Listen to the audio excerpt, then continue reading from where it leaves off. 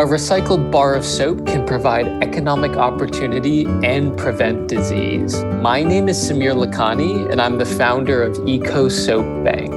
Eco Soap Bank is a nonprofit organization. We employ women across the world to recycle leftover soap from factories, which is then redistributed to people in need so that we can reduce disease and save lives. It's a sad statistic that in developing countries, in some regions, only 1% of households have access to a bar of soap. Proper hygiene and hand washing is essential to leading a healthy life because it's our first line of defense against diseases. The point is very simple. If we can save soap, we can save more lives.